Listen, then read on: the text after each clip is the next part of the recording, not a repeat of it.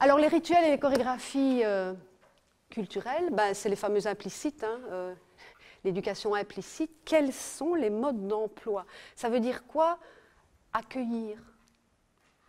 Ça veut dire quoi avoir de l'autorité? Ça veut dire quoi? De quoi est-ce qu'on rit? De quoi est-ce qu'on peut rire? Comment est-ce qu'on en rit? Avec qui?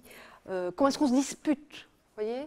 Moi, j'ai passé 6 ans dans le centre MENA, les Hirondelles à Assès, avec des enfants venant d'un peu partout, essentiellement africains, mais de l'Afrique de l'Est à l'Afrique de l'Ouest. Vous mélangez tous les milieux sociaux là, avec les angoisses, les stress des enfants qui viennent de zones en guerre. Les modes d'emploi de la dispute. Mais il y a intérêt à travailler sur le mode d'emploi de la dispute. Quels sont les motifs légitimes d'une dispute? Comment est-ce qu'on y entre? Et surtout, comment on en sort? Parce que quand on n'en sort pas de la même manière, vous voyez, j'ai des souvenirs mémorables de disputes entre Rwandais et Guinéens, par exemple.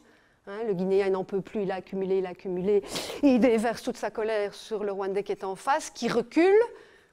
Dans son mode d'emploi, quand il recule, qu'il s'incline et qu'il demande pardon parce qu'il se rend compte qu'il a commis une erreur, normalement ça s'arrête. Sauf que le Guinéen, tant qu'il n'a pas terminé de vider son sac, il continue. Donc voilà.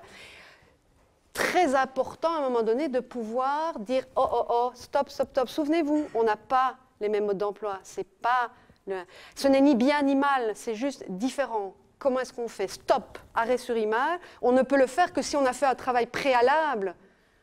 On ne fait pas ça au moment de la crise, on ne fait pas ça dans le conflit. On fait ça préalablement pour pouvoir s'appuyer dessus quand ça se passe. Alors, toute la question de la sanction, de la réparation de la faute, il y a de quoi faire 2 jours de travail rien que là-dessus. Hein. Nous sommes, enseignement catholique, dans une culture de la faute et de la faute avouée à moitié pardonnée, très chrétien, judéo-chrétien, plus chrétien que judéo d'ailleurs, face à des cultures populaires d'honneur, dont certaines sont très d'honneur, où, quand j'avoue ma faute publiquement, non seulement ça ne répare rien du tout, mais ça multiplie la faute et ça la fait rejaillir à la 7e génération sur mon père, mon grand-père. Donc effectivement, le mode d'emploi de la sanction, de la réparation, ça n'empêche absolument pas de réparer la faute. Mais si le mode d'emploi de réparation de la faute, c'est l'aveu public, et puis on fait venir le père et la mère et on demande d'avouer publiquement, on est vraiment dans des...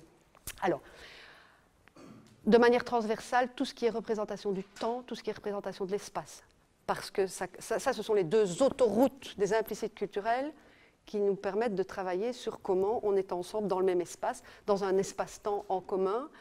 Et ça va évidemment aussi avec les rythmes et les musiques et les danses qui sont liés à une culture, mais aussi à une langue. Et notre langue française nous conditionne d'une manière extraordinaire à penser, par exemple, les choses sur une ligne du temps. Passé, présent, futur. Nous sommes conditionnés depuis la 3e maternelle, heureusement. C'est d'ailleurs la priorité de l'école, c'est d'arriver à installer dans le disque dur l'idée d'une ligne du temps. Il y a des milliers de langues dans le monde qui ne conjuguent absolument pas sur base de passé, présent, futur, qui n'en ont rien à faire de savoir si c'est avant, si c'est maintenant ou si c'est après. Ce qui compte, c'est la qualité de l'information, etc.